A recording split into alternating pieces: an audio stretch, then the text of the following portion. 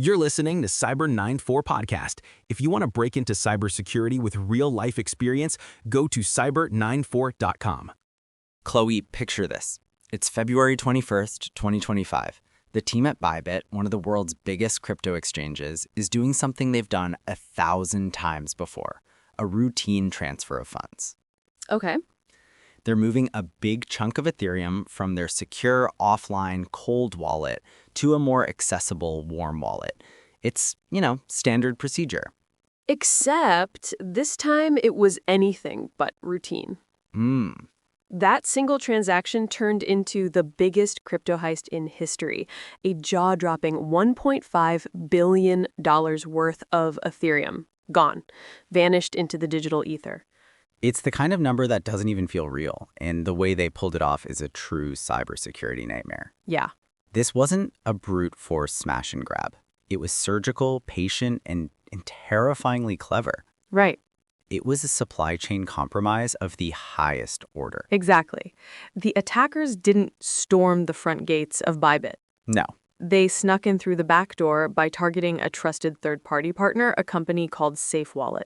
And SafeWallet is critical for Bybit security, right? Absolutely. They handle what's called a multi-sig process. Can you break that down for us? Think of it like a bank's nuclear launch codes. Okay. For a massive transfer like this, you need multiple keys from multiple high-level employees to approve it. So one person can't just run off with the money. It's a foundational security measure. So the attackers needed to fool all of those key holders at once. How on earth did they manage that? Well, it started with a single person. Right. Weeks before the heist, they targeted a developer at SafeWallet. It was a classic social engineering attack. We don't know if it was a fake job offer or a cleverly disguised email, but they got him. Wow. They compromised his workstation and stole his AWS session tokens. And for anyone not in the weeds on cloud security, Yeah. those tokens are basically a master key to the Amazon Web Services account, letting the hackers slip past defenses like multi-factor authentication. Precisely. They were inside SafeWallet's system, and they were patient. They timed their activity to match the developer's normal work hours, so they were completely invisible, a ghost in the machine. Then they made their move. And? They didn't break the system, they manipulated it. This is the really chilling part. Yeah. They altered the user interface, the very screen the Bybit employees were looking at. They replaced a perfectly normal piece of code with their own malicious version.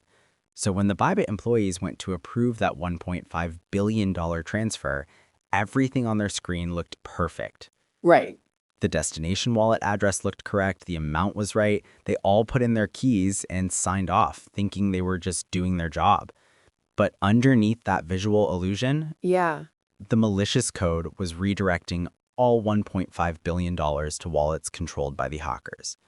The employees hit approve on the largest crypto theft ever, and they had no idea until it was too late.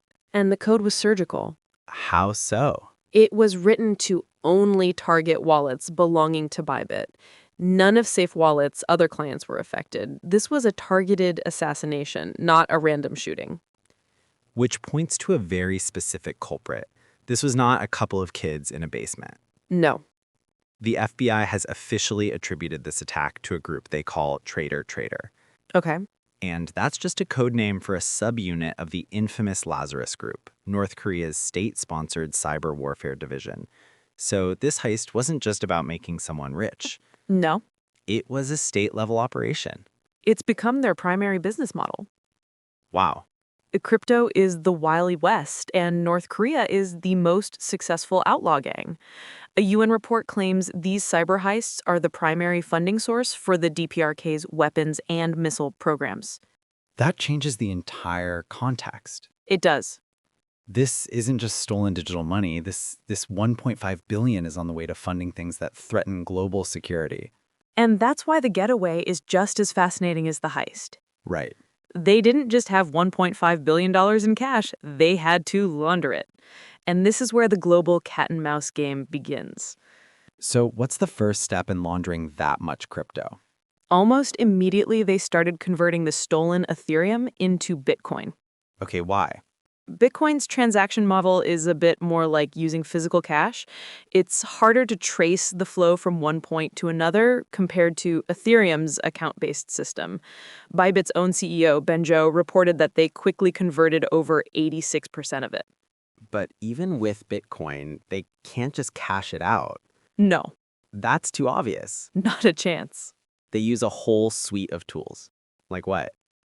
They use mixers, which are services that tumble the stolen funds together with legitimate funds, making the trail nearly impossible to follow.